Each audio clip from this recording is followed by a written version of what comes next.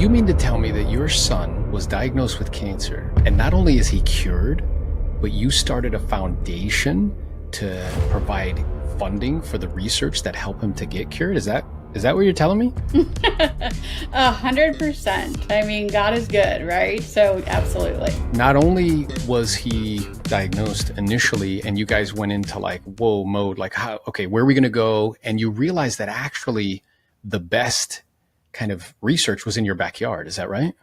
Absolutely. So shortly after my son was diagnosed with neuroblastoma, we were honestly ready to pack up and go wherever we needed to. And whether that was New York, Nashville, like we it didn't care. We didn't care. Wherever we needed to go, we would. And so, quick Google search for number one oncologist for neuroblastoma, and you quickly find out that she's right here in Charleston, South Carolina, in the same hospital that we're in. So that was a miracle in itself. And she's loved on Bodie ever since he was diagnosed and still taking care of him today. Yeah, I think it's such an amazing thing. And then you went through that whole journey, and then you used the vehicle of real estate as a mechanism, with your brokerage and things of that nature for starting an actual foundation. So talk to us a little bit about that. Yeah, so we started out, my son was cured in 2018, so I'll say that. So We started our own brokerage in 2020, and shortly thereafter, we decided to start doing like raffles and just little donations as a way of kind of saying like, thank you back to Dr. Krivecka for her research lab. And, just with like clients at client events, we'd have like a raffle for gift cards and stuff like that. And we were like, man, like we just feel like we could do so much more. And clients were reaching out, like handing us checks, like how can we donate to your cause? And I'm like, well, like I can't really take your money as a brokerage, like that's kind of illegal. So, we just knew, and everything pointed us toward starting our own foundation. So we did that in August of 2021, and we started it called the McConnell Foundation. It's so awesome. And then did you have any idea what you were doing when you did that? No, nothing at all. Like, I feel like I still don't. No, so we had our very first gala in June of 2022 or 2020. Yeah, 2022. And like, just to tell you the magnitude of how little I knew what I was doing, I walk into the gala like 15 minutes till it was going to start. Everyone's like getting there, getting ready. And the bartenders walk up to me and they're like, Jen, where are all the glasses? Like the bar glasses, water glasses, like we can't find any of them. And I'm like, oh, I definitely forgot to order them. So luckily I had an amazing event company that we work with, and they brought glasses within like 10 minutes. So like there was very little people knew that actually happened. But like I literally knew nothing. Like I've never planned anything on this magnitude. We had 140 people at our gala. Auction items, live auction, silent auction. We had Seth G, who's like a live violinist. We had Chris Dodson, live musician. We had an MC. We had auctioneer. Like it's a big event, right? And we had like 2 games, Prosecco Playground. We had Hammerschlagen. Like it was a big event, and I certainly had no idea what I was doing. But I'll tell you what, we raised almost $45,000 our first year. So I'm pretty proud of that, and I feel like it's just like upward from here now. Yeah, I mean, it's so amazing, because I'm imagining that somebody might have like a heart to do something like that. And they may tell themselves a story like, well, I got to learn and figure it out. But it seems like you just were catapulted into it, not only based on your experience, but then based on clients and, kind of centers of influence or people that wanting to contribute and to help. Right now, I'm wondering though, because there's like 2 sides of that, right? So there's like a profit and a non-profit like component. So can you talk a little bit about those 2 and how they're different? Sure. So about 2 years ago, when we started our brokerage, we decided to set aside a portion of every commission that we make to go to pediatric cancer research at MUSC, which is my son's oncologist research lab.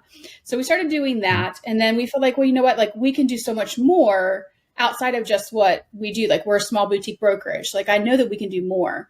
Well, a nonprofit's the best way to be able to do that because there's so many people behind us. Like Charleston's a small city, and everyone here is just so giving and wants to be involved, and clients want to be involved, and friends. And like, that's just the best way that I know that we can just continue to raise money. And of course, like I always have high goals. So like we started out with like $25,000, 3 years ago, then I doubled it to 50. And then like last year we did like 65. So like I'm always wanting to do more, but as a small brokerage, I can't always double that. But I know as a foundation and as we grow and raise awareness in the city and about all the things that Dr. Krivecka is doing with research, like I know that we can grow that easily. So, this year our goal is to do $75,000 at our gala for the nonprofit. And then our goal for McConnell Real Estate Partners, my brokerage, is to do $65,000. So that would be really cool. So right now we're like just shy of $190,000 that we've donated to pediatric cancer research at MUSC in 3 years. That's a beautiful thing. And it goes directly to the research that helped cure your son. Absolutely. Yep. So my son's oncologist has one of the only pediatric cancer research labs in South Carolina. There's 2 total, and she has one of those. And she's the only one here in Charleston. Yeah. And I have to imagine that's like an interesting dynamic where someone who you didn't know previously, who you didn't have any kind of meaningful relationship previously, is responsible for helping somebody that you love so much in a very difficult time, right? So it makes total sense to me as to why you would want to help her in any way that you possibly can, not only to help her, but also to help all of the families that could be helped as a result of contributing to her research. Absolutely. Not only did the physician make a difference for you guys, but now you're making a difference at kind of scale, right? Helping as many people as you possibly can. Now, I guess for you, from a vision perspective, right? Because I know you mentioned you have big goals, and I love that. That this year, it sounds like the goal is like 150,000 to raise. Is that right? Like cumulatively between the brokerage and the other side. So have you done like kind of 5, 10 like years out? Like, do you see this being like a whole separate, large organization that stands next to you in the brokerage business? I mean, I expect it to be its own entity for sure. And I mean, my goal, like I envision it, and I see myself, we always do check donations, of course, whenever you give a check to the hospital. And I envision that one day that's going to say $1 million, like from one event or 1 year, whatever it is. Like, I just know that that's going to happen. Yeah, it's awesome. And a couple of things come up for me is like, the first one is like you found something. I guess I'm curious, like when you first got into real estate, like what was the main motivator, the main goal and objective when you first, got your real estate license? First got into real estate, I was actually 20 years old, and I was 19 years old, and I was a junior in college. So I don't think I really knew kind of what I wanted. I knew that I was in new construction, and I absolutely loved it. I needed an internship, and I walked right into a builder, didn't know if they were hiring, didn't care, but I was like, I'm going to work here. And they're like, well, we don't have a position. I'm like, well, we're going to make one. And like, I just forced my way in. Like, I just don't take no for an answer. So that's really how I started. And I just knew that that was going to be my foundation for how I would find success. And I don't think I knew what success was at the time. And success to me is to be able to give back. Like, now I'm successful because I'm able to do so much for so many others. Like, that's what's the cool thing about being the position that I'm in and the level that I'm at, is that I'm able to do so much for others. And really, I think what's also really cool is like doing podcasts like this. Like, I get reached out by a lot of agents all over, and they're like, how can we get started? What can we do? And I'm like, you don't have to do something really grand. Like, a lot of agents that I've talked to, we'll follow up with each other, and they're like, yeah, what I decided to do was just like let my clients pick maybe a nonprofit that they want to donate to, because I don't really have anything that I'm really like attached to. I'm like, that's a great idea. And then, there's some that'll pick like 3 charities that are important to them, and then they'll let their agents or their clients choose which charity that they want the money to go to. So like, it's cool that I'm seeing the impact, not just, of course, like with the research that we're helping fund, but like with other agents, and that it's really making a difference. Like, to me, that's just the coolest thing. And the reason why I asked you is that my experience is like, I'll do way more for other people than I will myself. I think that's the majority of us. Yeah. So you found what is the driving force and the purpose and the mission, which is like, as the business gets bigger, then I'm able to serve and help more people. Right. And it's not solely to like, just to kind of, enrich yourself, which I think is an awesome thing. And that's what's driving you. And that's why you have so much energy. And that's why you go at it like a million miles a minute. Now, you brought up an interesting point about like being a form of marketing. And I think a lot of agents think about it that way. I think they come with like a good kind of heart, like wanting to contribute in some capacity. But it's like kind of like Tom's, where if you buy like, one Tom, we give away one. It's like a form of marketing. Like, we give away a pair of shoes for every shoes that you buy. And I think in your instance, the difference is is that I don't think that that's important to you at all. Like, I think the reason why you're doing this is because you truly want to promote and continue research that saved a loved one's life.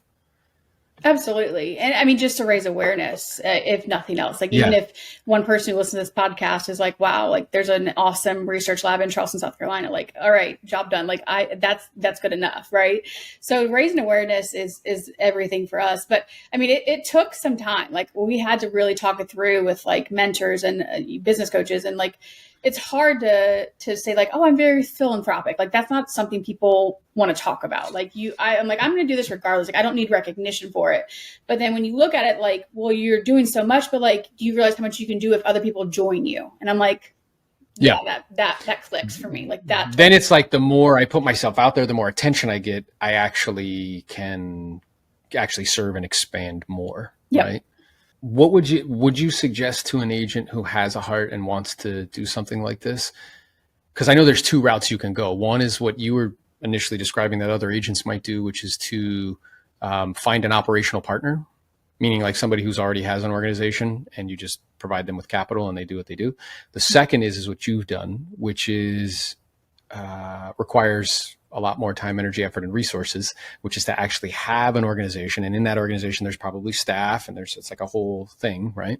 Right. Which would you propose or suggest, or what would be your recommendations to agents that are even considering it?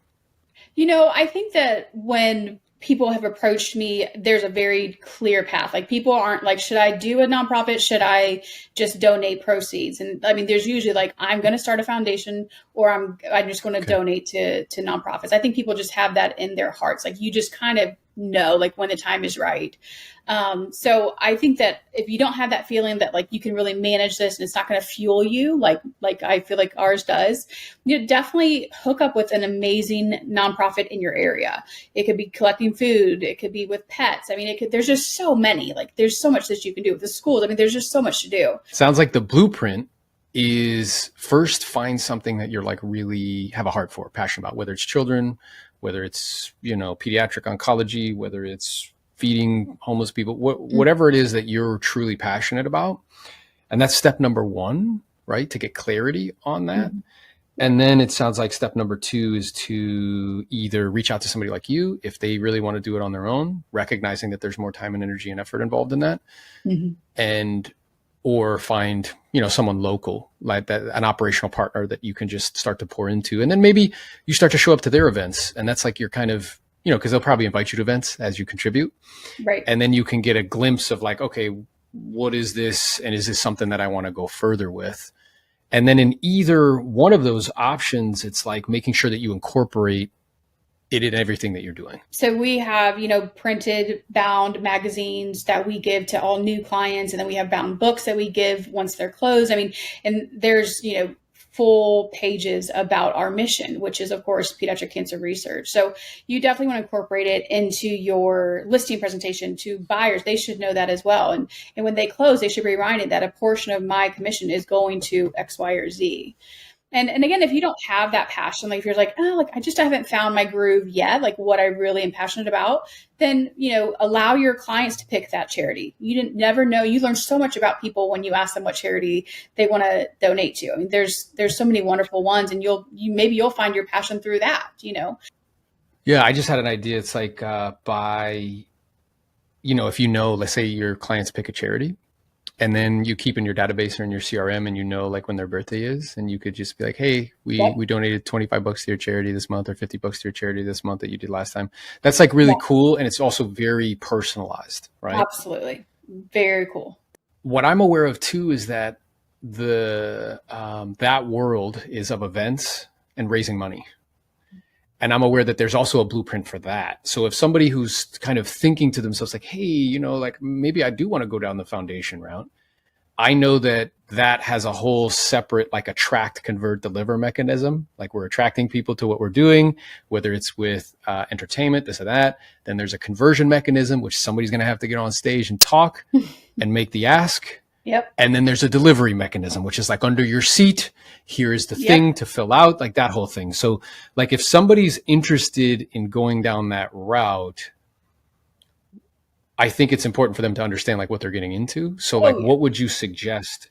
Yeah. What would you suggest for someone who's like, yeah, I think I'm so going to do a foundation? yeah. So I would find a local nonprofit. So I was actually shocked whenever you just kind of get online and start researching. Um, when you look online and you see how many nonprofits are going toward X, so going toward pediatric cancer research, and then you realize they're not doing any fundraising anymore, then you're kind of like, well, I wonder Mm. what happened. And I mean, I would just reach out to them and I would just say, hey, I saw that you have or had a nonprofit dedicated toward pet helpers. And I see that you're no longer doing that. Would you mind if we set up a quick 15-minute chat so I can just kind of pick your brain? I'm considering starting my own nonprofit for pet helpers or whatever it is.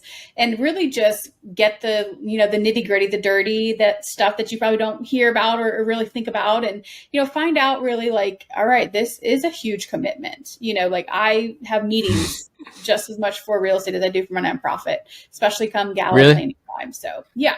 Couple questions on that. One is, how much time do you think cumulatively over the course of a year that you spend on the foundation? So we start planning essentially 6 months out from our gala, which would be a monthly meeting with our planning committee. And then once you get about 3 months out, you're meeting weekly with your committee. And you don't have funds to hire staff. So it's a lot of volunteers, a lot of your time. We're the ones there setting up for the gala. We're the ones cleaning up at the end of the night. So it's a lot of personal time for sure. And I have 2 young kids. Like I have a 7-year-old and a 5-year-old, but my 7-year-old was there with us, like making the tables, she had her own way. She wanted the tables set. Like I am totally cool with all of that. Like it's just cool to involve them in that way too. Oh yeah, because I think is it cool for them to see that you're doing like big things, and then they'll just grow up thinking like, oh, this is what we do in our family. Like we just do big things. But it's also cool for them to be a part of that particular process. And then I'm wondering, have you given any thought like long term of like how it will continue to be funded in your absence? Or is that not something that you even think about? Oh my gosh. I literally have thought about it's so funny you say that. I imagine me being like a very, very old woman and like probably too like fragile to get up and actually give this speech, but there'll be like my kids will be there to do it for me. Like I've thought about this. It's so funny you asked that. So yes, I have thought about it. And I think my daughter will be like the main point of contact, but I feel like my son will definitely be involved, of course, as well. Criminal activity. I got sucked into it. What you were doing was leading to only a few options and none of them were good. I would never have thought that I could have ever gotten in trouble for it.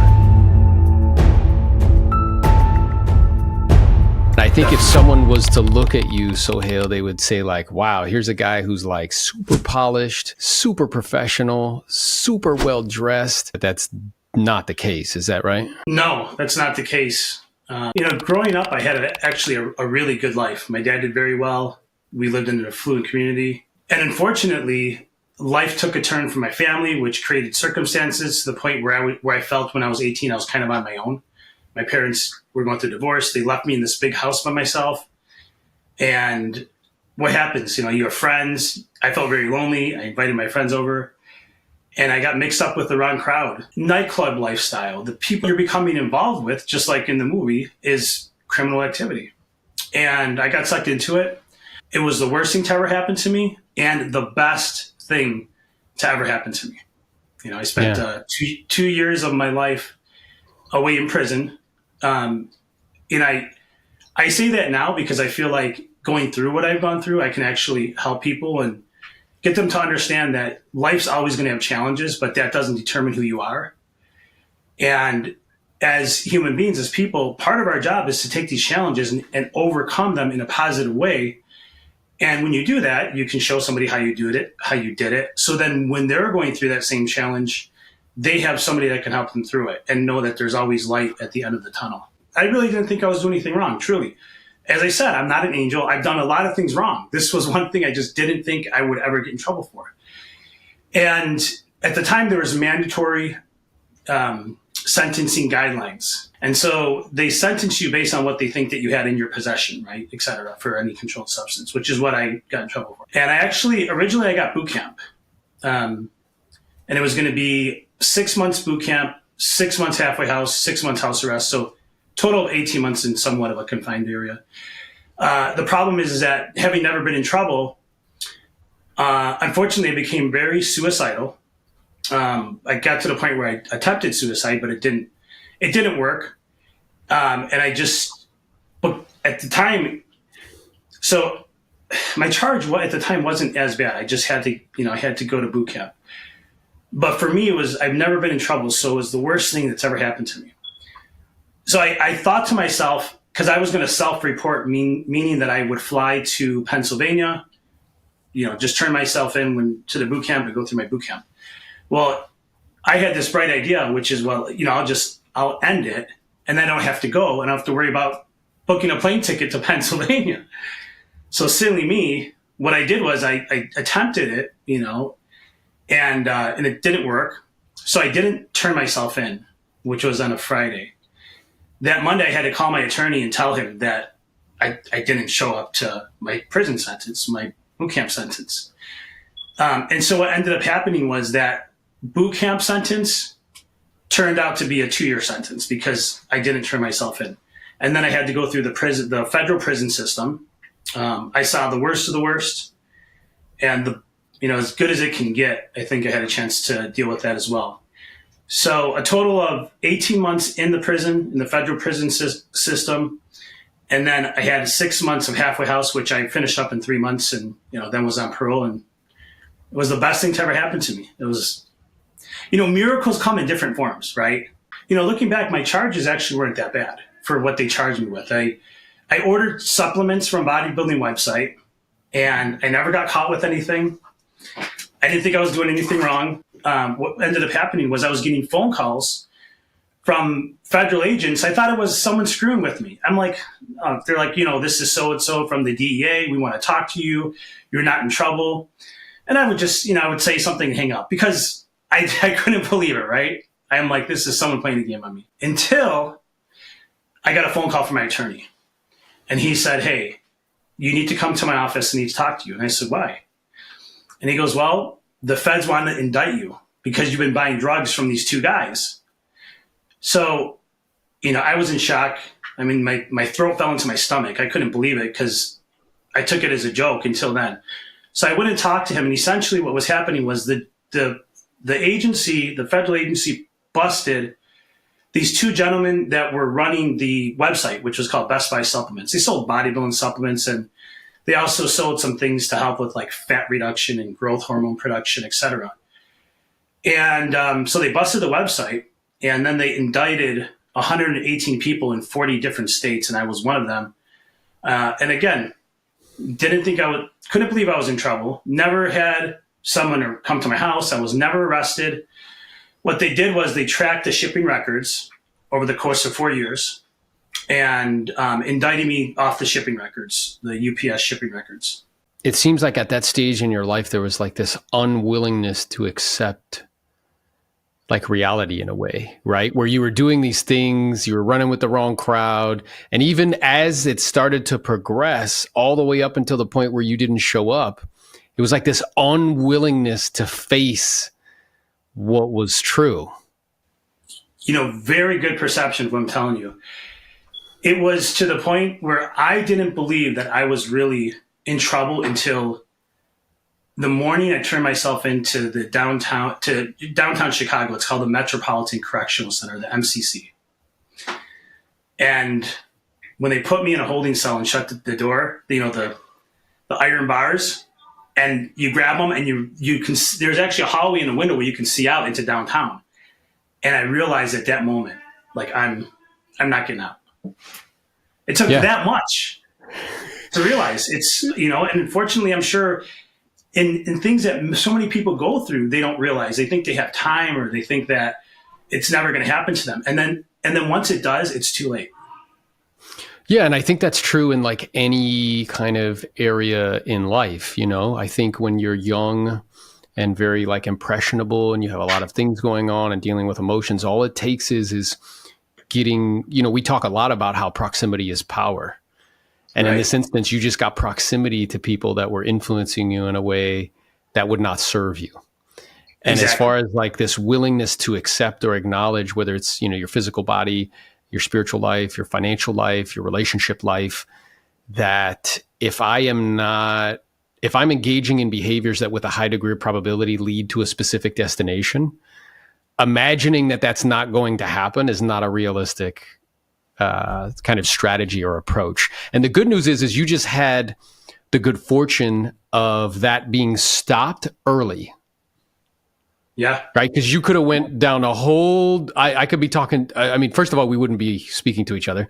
Second of all of the people that you've helped, in your career and in business and in real estate and with your agents and everything, none of that would have taken place. So my question to you is how do you think this happened for you? Like, how did this serve you? So I'll give you, number one, at the point that I did go away and I served my time, I thought before going in, I had so many friends. In there, I realized that I can count my true friends on one hand. Being in there, I met a lot of people that were couldn't believe, just like myself, that they were in prison for simple things like one person just was wired $21 million from Italy to Michigan, very prominent family he was from. And they gave him 2 years in jail because he didn't pay taxes on it. It's, he says it was a mistake. I don't know whether it is, but there's people such as that, white collar crime. And then I met someone who, so I went through transit, which is I started at the MCC, and then I went to Oklahoma City, Oklahoma, Atlanta USP, Lewisburg, Pennsylvania USP. I ended up in Westtown, West Virginia. It was actually a place that they called the Kennedy Center because the Kennedys owned it. And that was in Westtown, West Virginia. Morgantown, West Virginia. But going through that transit, it was very green because I've never been in trouble. So I had to make friends. And so making friends was playing cards with a gentleman who was tattooed from top to bottom with it wasn't teardrops. I'm sorry. It was a white guy who had lightning bolts. So he was in the Aryan Brotherhood, I'm sure. And we were playing spades. Spades is very popular.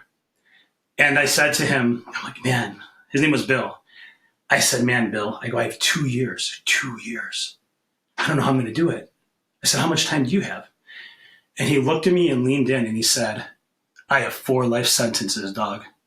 And I said, ooh, lesson learned. Don't ever talk about a little bit of time because people have generations of life that they're going to be spending in there. So then you do that, you have that experience, it radically changes you, really kind of saves your life in a way, even though it doesn't seem that way. Right, it did though. But it did. And then you got out and you're like super appreciative of time, of like simple things, like going for walks, like having the freedom to be able to do what you want with your physical body and, hang out with who you want and eat what you want when you want. And you're also very, very ambitious. So talk a little bit about at that point, because you're an entrepreneur at heart, like what did you start to do? In there, I met a lot of amazing people, made some incredible relationships. And in doing so, I met a father and son who were in there. They're from Ohio, and incredible story. They were put in there for basically they found a way to create their own lottery. But I won't get into detail on that. But very, very wealthy people. They talked to me a lot, became good friends with them. The son, 23 years old, was doing very well in real estate. And then so I'd spend time with him. I'd pick his brain and I'd ask a lot of questions. And so he would tell me about working at a title company and doing title searches, mortgages, flipping properties, etc. I didn't have any idea of what he was telling me other than the fact that I had my notes. And then when I get out, I was going to start researching it. So that's all. Because I was never really a real estate person. So when I did get out, I didn't know what I was going to do. Another friend of mine, who was like a big brother to me at the time, said that his wife was doing mortgages. And he's like, you should do mortgages. We had a mutual friend who was a young guy. I think he was 21. He opened up a mortgage company. And so that's where I went to. And it was an hour drive for me to get there. I didn't know anything about mortgages. So I sat for 3 months, not making a single check, didn't know what I was doing, but sticking around and being a fly on the wall, you eventually start to pick things up. That's awesome. So you figured out the kind of mortgage aspect of the business, and then what caused you to then make the kind of jump or leap into residential resale? Yeah, great question. So I got my broker's license while I was working for this gentleman's mortgage company. And then I had one client, and then an opportunity came up. So by that time I had probably done a couple different refis or finances and purchases. I wasn't really working on the broker side. And then a mutual friend introduced me to what my future partner in business at that time would be. And we opened up, he had a mortgage company that he was in the midst of opening. He needed help. We partnered up. And so then we had a mortgage company. Fast forward to 2007, things start changing, right? And so eventually what happened was I sold my shares back to him. I just wanted to get out of it. It's not like I made any money. And I started focusing on the real estate side. Why? Because we're on the mortgage side. When something goes wrong with, it doesn't close on time, you're the one to blame. So that was a little bit frustrating. But the second thing was it got to the point where the prospective clients that we were working with were rate shopping so much that we were fighting to keep 1%. Where the real estate agents, I'm like, man, look at this. I'm fighting and struggling, and we're working on financing, and we're struggling to fight for 1% of their transaction. And then I would see the real estate brokers. I'm like, these guys just show a couple houses. They're guaranteed 2.5%. They're done. I'm in the wrong business. Yeah. Yeah. So it sounds like the mortgage, because I know, I started in 2006. So our kind of time of entry into the business is similar. And in 2007-8, mortgage industry starts to change dramatically. And you were noticing from just a profitability perspective, you're like, man, we're here trying to create miracles to get 1%. And here these agents are doing deals. So I'm wondering, you had a lot of kind of technical knowledge of processing transactions, from the mortgage perspective. What was your experience when you got into real estate? Did you just hit the ground running and you were off to the races? Or was that like a whole nother thing you had to learn? We were, because when I still had my mortgage company when I started really using my broker's license. And then we got into some condo conversions, which did really well because we pretty much listed them. We brought the buyers through who were investors. We were financing them, and we were getting a piece of the profit. And then I slowly transitioned because the market crashed, right? I ended up partnering up with some other gentlemen in a company that it was a real estate firm, but given the time when the market crashed, we were focused on rentals. And then sales started picking up again. So I said, you know what? I want to focus more on sales. I brought a small group of people. We shut down our company. We brought a small group of people over to a big brand name, a well-known brokerage. But I was still stuck on trying to do rentals. And the funny thing about rentals is that there's not a lot of loyalty. It's a lot of running around. I know I needed help. And I was on a phone call with one of my friends. I needed an ear, someone to listen to what I had to say and get things off my chest. And he basically told me about a real estate coach. And he's like, you got to call this guy. And I'll tell you, Aaron, the value of a good coach in one phone call, that coach helped me to decide if I should shut our company down and merge or if I should, keep going. And it was a 10-minute call. He gave me the right advice.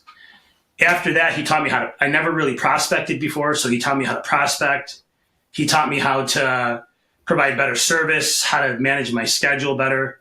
And then, slowly he tried to help me build a team as well. I just really quick, I'll tell you, at the time I was so hungry. I would wake up super early, work out, do my morning routine, prospect, go out, take clients out in the afternoon. And I would come back, maybe it was 7 or 8 o'clock at night. And everybody that I talked to on the phone, most people would give me their email. So I would do an introduction video with a Kodak Smart Touch, and a little remote, upload it to my computer, send them this nice email. I didn't go to bed till midnight. And I would do that for, I probably talked to 10 people a day on average. So it took me a few hours every night. We hopped on a call with people who make $1 million a month via social media. The first thing they told us is, your thumbnails suck. I find it totally obnoxious. So there's something internally for you that doesn't like people who show off. Fine. I'm It's shy. funny. One of them, stop it. You are not shy. Go look at her page right now and look at the way, like how she's all dressed up. Like, ooh, look at me. We're just going to go ahead and rock and roll because I want to make sure that we're respectful of everybody's time. I know everybody here is a powerful person, and you could be spending some of your non-refundable precious breaths doing anything else with anybody else. And me and Esteban are super appreciative that you're choosing to spend some time with us. For those of you who have not had proximity to me or don't know who I am, that is my bad, because clearly I'm not doing a good enough job on social media. I've had the good fortune of selling real estate for the last 16 years. Took me my first calendar year selling real estate. I made $13,000. Not something people put you on a panel on. Definitely not something what people would want to hear about on a podcast, how exactly you did that. And definitely not something people would want you to coach them to teach them how to do. And then I got an accurate assessment of reality within 5 years doing 100 transactions. I sold 100 homes a year for the last decade, 10 years in a row. I did 200 deals a year twice. So my intention in sharing that with you is not to brag or boast, but instead to get, why would you want to listen to anything I have to say? Me and Esteban, he's a strategic partner of mine. Because up until about 2019, him and the team, by the way, it's not just Esteban, it's Lewis who's with us here. I'll bring you guys back to 2019. I am head down, laser beam focused on listing property in high volume. And you would get a hard stiff arm from me if you talked about social media to me. I literally thought social media was for my wife to post pictures of our kids. Because I think what's interesting is a lot of the times with social media, it's presented in two different ways. It's like two different camps. It's either or, where it's like either you have to prospect like an animal or you do social media. It's either or. The answer is both. It's not one or the other. So I'm head down. I'm doing a bunch of deals. Somebody asks me to be on their podcast. Okay, fine. So I do it, and I'm in a small little room with him. Nobody else is there with us, mind you. Not a soul. Just me and him and a camera. He live streams it. 5,000 people watch that within 48 hours. And within 7 days, 5 people from across the country, from California, literally to New Jersey, call me and want to give me money. You can make money doing this shit? I thought this was just like entertainment because I was on the consuming end. And who do you think makes all the monies? Consumers or creators? Creators. See, I was just on the consuming end. I was just like entertainment and posting and things of that nature. And the most expensive thing you can own is a closed mind. You know that there's a lady who's a dermatologist who does videos of popping pimples and cysts, and you've all watched them. We just need to understand that this is a form of prospecting. It is a form of marketing. What's the word after tele? Marketing. That's one form of marketing. This is also a form of marketing. You're building a brand. I went from this is stupid and dumb, not doing it at all. I've got proximity to the people, the best coaches, trainers, teachers, mentors who make millions of dollars a month via social media. And over the last 2.5, 3 years, I've built a business that is close to $1 million a year, where the main acquisition channel is people reaching out to me on social media. Everybody on this call can do the exact same thing I've done, if not more, with the right mental maps and the right strategies and the right approaches. I'm going to share with you a few things. The first thing I'm going to share with you is what these platforms actually are and how to use them, because I thought I knew, I did not know. The second thing I'm going to share with you is the life cycle of attention, because that is the way this works. And we'll be able to see it in your own behavior and how to use the platforms to guide people down that life cycle of attention. And then the third thing we're going to be talking about is content kind of creation and a calendar. How to go about scheduling it. Because how many people see me in their feed all the time now? Can you not see me? I am in your face 24 hours a day, 7 days a week. Now, it looks like that's all I'm doing with my time, does it not? What if I told you I only spend 8 to 10 hours a month doing it? See, we just get all overwhelmed, like it seems all overwhelming, but we're going to go through a content calendar, like how to actually create enough content in order to be able to look like you're omnipresent everywhere all the time. Where do most real estate agents spend time on social media? Which platform? Drop in the chat. Yep, I'm seeing a lot of IG. Lots of IG.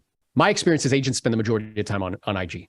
Instagram is really just a communication tool. So short form content on Instagram or TikTok is really about day trading attention. It's really about who is this person? Who is Miss Zamora? Who is Aaron Novello? Who is this guy? And it's an invitation for someone to get to know you more. How many people's first interaction with me was on short form content? It's just an invitation. Who is this person? You see, people are trying to build brands on IG and TikTok. That's not where you build a brand. That's where you just get attention. What do you think the best platform for building a brand is? YouTube. Yep. Why is YouTube the best platform to build a brand? Their parent company is Google. That means you have built-in SEO, built-in search. The other thing that's so powerful about YouTube is that YouTube is the only platform that does both short form and long form content. And YouTube has evergreen content, which means it lives there forever. With the short form stuff, when you do a reel or some shit, people watch it for 24 hours and then they never look at it again. I didn't understand what the evolution is. So Esteban, if you could for a moment, because you work with agents all the time, talk about how agents get that confused and they don't understand how the platforms work and specifically how to use them. Yeah, thank you for letting me talk about that. So yeah, guys, I mean, that's something that, like Aaron mentioned, like it happens often, right? A lot of agents are super confused about how to use all these platforms, and specifically even like what is like the strategy to do on each platform, right? Because at the end of the day, obviously now with short form content, like those short videos, we can just repurpose them and post them almost on every single platform, right? But what I've still seen a lot of agents kind of like fall into one of the biggest mistakes, like for example, even on Facebook or Instagram right now, and I want you guys to even raise your hands if you guys have fallen victim of this mistake, which is just like thinking that, hey, if I just post a bunch of pictures of listings of houses or whatever, or even videos of listings, then that's it. Like I'm good. I'm gonna get all the reach and I'm gonna grow and make sales or whatever. Like just raise your hand. Like have you done that before on your Instagram or Facebook? Perfect. So that happens, right? So people are kind of confused about how to go about it, how to approach every single platform, right? And like Aaron said, I think one of the biggest things to do, for example, on YouTube, it's utilize the type of format content that allows you to use, right? Which is like long form video, short, medium form video, and short form, right? So I know he's going to talk more about how to go from long form or vice versa, from short form to medium form to long form in that type of cycle, right? With people. Yeah. So this idea that like, I think again, people don't, particularly agents, they're not clear on the platforms and how to go about using them and what it's about, like the life cycle of attention. And that's the second thing I wanted to talk to them about. So people go from short form content to medium form to long. The goal is with the short form attention to move them towards YouTube, because YouTube is where there'll be medium form content and long form content. And it's about consumption. So if somebody goes from short form, which when I go like this, it's like day trading attention. Like, who is this person? They'll end up on a medium form content, which is like a 2 to 8 minute video. And the goal is to get them to a long form content, which could be like a podcast or something like that. Because once they get there and they get to the long form, they're going to do business with you.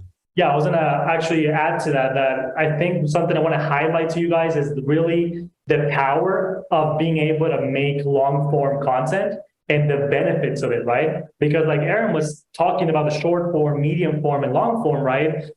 Like the benefit of, for example, if you guys sit down once a week and record one podcast episode and interviewing somebody else in the real estate industry, then you can grab that long form video that's like about an hour long, and you can really like find the 2 best clips that are like 5 to 10 minute clips or even less, and then turn those into medium form videos. So now you have like 2 medium form videos. And then from the whole hour long podcast, you can grab the 8 to 10 best golden nuggets, right? Like that are like 30, 45 seconds long, a minute long, and turn those into short form videos, right? So now from one video that might have taken you an hour to record, you just send that over to a team, for example, like us, and we turn that into one piece of content to like 20 pieces of content or 15 or whatever, right? So you have a lot more, and then you already, I think that's how Aaron was saying, that you can be super efficient with the time that you need to invest in social media, right? So it doesn't seem like, wow, if I want to be posting 7, 10 times a week, I'm going to have to be a slave and work like 5, 10 hours a week on recording videos. No, you probably won't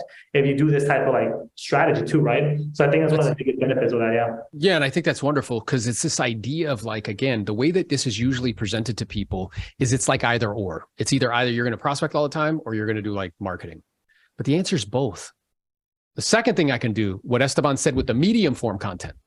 So if you shoot 2 videos a month that are between 2 to 5 minutes, or maybe 8 minutes, that could be a property tour. Again, not boring. You can take that video and probably get 5 to 10 shorts out of it, or a handful. Let's say 5 shorts. So now we're at 25. but you're also getting medium form content at the same time. And a 2 to 5 minute video, how long is that going to take you to do? Even if you want to redo it all the time, maybe an hour. So now we're up to like 3 or 4 hours. If you did 2 podcasts a month, each one of those podcasts, you can get 10 to 12 shorts from an hour, from a 30, 40 minute call, like, you know, with someone. So look, now we're posting twice a day on shorts, and we have 4 YouTube videos per month. Sorry, Aaron, I was going to say that something I wanted to share with you guys too is that I would say one of the biggest keys that obviously we've identified that is honestly the name of the game, right? Of how to get people's attention, but not only get it initially, retain it, and then also make them become part of your sphere of influence now online. So in the social media space, it's simple, right? It's just one simple word that you guys probably have heard before, which is all about valuetainment, right? It's just about providing value. So that's one of the things that I do really want you guys to just engrave in your head, is that nowadays, that's the name of the game, just providing value, but doing it in an entertaining way, like Aaron said, because for somebody, it might like a video of a listing that is in their neighborhood, it might be valuable for them, but if they also don't get entertained while they're watching it, then, you know, they're not going to actually watch it all the way through. They might not even share it with other people. So the whole key is creating content that you believe will be shareable, right? Worthy of other people sharing it with other people.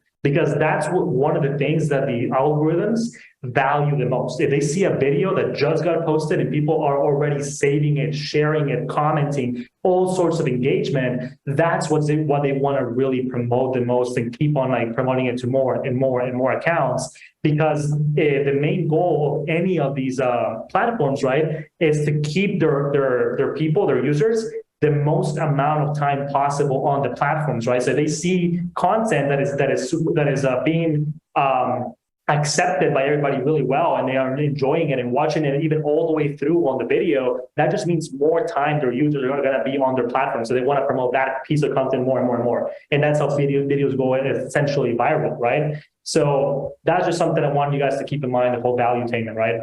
Yeah. So now what I can share with you from my own experience. So I've had a podcast for probably 2.5 years. I was 46 episodes deep and had 240 subscribers. This idea and build it and they will come, it is not true. Build it, get a team, edit, then they'll come. That is true. So within 5 months of partnering with EC Creative and the team, I have gone from 246 subscribers to over 900 in 5 months. There is only 8% of all YouTube channels ever get 1,000 subscribers. Only 8%, guys. So out of 50 million channels, like 8 million ever get more than 1,000 subscribers.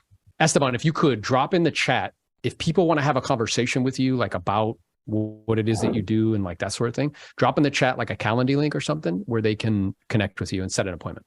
Yeah, absolutely. So what I was going to say is that anybody also that is in the attendees area still, and they're not part of the panelists, you can either just type a question in the chat, and then maybe I can also just unmute you if you wanted to talk, because I think I've already sent the invite to everybody to become a panelist. But yeah, so just feel free. So yeah, let's open up that section right now. Anybody wants to kind of like do any type of like fast Q&A, and then I can also share a couple more things with you guys. I noticed in like your page and like some other folks that they don't post their, solds, coming soons, just listed. Is that just like fillers for, I mean, what would you say? Like just leave it content, leave it simple, short video, and like you don't gotta. Yeah. Why do you think people do that? Because they don't want to post videos. Because it's lazy. Yeah. So they don't want to, and what I'm aware of is like, Dunya, I want you to think about this. You're not posting anything valuable. They see that on all these platforms already. Yeah. Those people that relied heavily on Airbnb or VRBO being the 2 most popular, you're in trouble. Yeah, it is a bust for those of you that have no freaking idea what you're doing. I feel like the days of that are like coming to an end. No, not coming to an end. They came to an end. Okay. Fernando, I know you're the resident Airbnb short-term rental specialist, right? And you have something that almost nobody that I know does, which is direct access to real data, because not only do you manage a very large pool of short-term rentals for clients, you also personally own a meaningful amount of short-term rentals. So you can see what's actually happening in the market in real time, which is a huge competitive advantage, because you need an accurate assessment of reality in order to produce a good outcome. And you have that assessment. So people have been asking me all the time, like, what's going on in the short-term rental market? I'm like, yo, we got to get Fernando. So tell us what you're seeing in the data. Okay, so, I mean, there's a lot to unravel here, but I'm going to talk, just for sake of time, I'm going to talk specifically about regions, right? A lot of people, especially the people that recently got into the game, for me, recently meaning people that got into the Airbnb game within the last 2 years, have a not a true sense of what the short-term rental business is, because the last 2 years have been an anomaly. Those of you, and I'm going to reference this or compare it to the real estate market. The real estate market has been hot. You didn't need any skills to make money in the real estate market in the last couple of years. But today, skill is a necessity.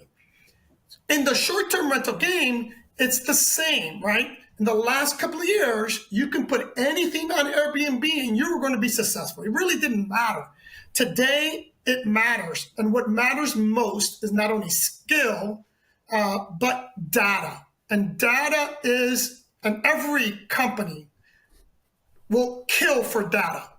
Our company is the same, right? Those people that relied heavily on just one or two platforms, Airbnb or VRBO being the two most popular, you're in trouble. Because, and more importantly, if you didn't take the time to understand your market, you're in big trouble right now. You're losing money because Airbnb is no longer focused on the host. They're focused on the guest. So having that data or that experience, right? We've been in this game for a long time. So having the experience to know what market or who to market to is extremely important today. So the couple of things I'm hearing from you. Number one is that anybody who got into the game from 2020, like onward, they don't have an accurate assessment of reality as far as like what the short-term rental game is about, because anything they did worked. So people can confuse luck with skill.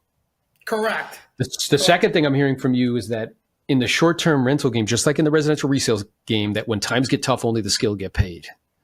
Yep. And the skills that are required in the short-term rental game, number one, is operational excellence, like being a great operator, right? And not solely relying on, platforms in order to do all the marketing for you and things of that nature. And then the second is having access to actual data so you can see how things are changing. And then the third thing I wrote down is this major shift, because I read a book called Machines, Platforms, and Crowds that helped me to understand platforms well. And platforms are really about bringing together two people, like a buyer and a seller, or in this instance, like a host and a tenant. Correct. And what we're experiencing right now is that the hosts are less valuable than the tenant because there are so many of them, and the platform is no longer optimizing for that side of the equation. They're optimizing for the tenant side of the equation. So if you don't have mechanisms in place for doing your own types of marketing, whether that be social media, whether that be something to drive traffic to your own site, you are experiencing pain at the moment. Is that right? 100%. Great assessment. This Airbnb bust myth that's been going on throughout social media and these quote unquote influencers that got into the short-term rental game, that are claiming that they're losing money. Airbnb is a bust now. Yeah, it is a bust for those of you that have no freaking idea what you're doing. But for those of you with the skills and and more importantly, those of you that have data that drives you, systems that drive you, and processes that drive you, you're going to be fine. Yeah, But you'll be those that absolutely don't, fine. Yeah. Yeah, and it's kind of like the same when you go back to the residential resale side, like people who have the skill, they know how to prospect, they know how to pre-qualify, they know how to go on appointments, they know how to handle objections and close. Not only will they be fine, but in an environment like this, there's opportunity. And I'm imagining what we're going to see over the next 6 months is a lot of those operators who don't have the systems, who don't have the processes, who don't have the data, because no longer is it profitable, they're going to have to put their properties on the market and sell them. And for people who understand and have those things in place, that's a huge opportunity for them, right? During COVID, people wanted to be in the middle of nowhere. They didn't want to be around anybody, right? And that worked, and you could buy anything in the middle of nowhere, a cabin in the middle of nowhere, and you'd probably do well. And what we're seeing now is that humans' behavior is changing. That is no longer the case. And those people's bookings are going down dramatically. Is that what you're seeing?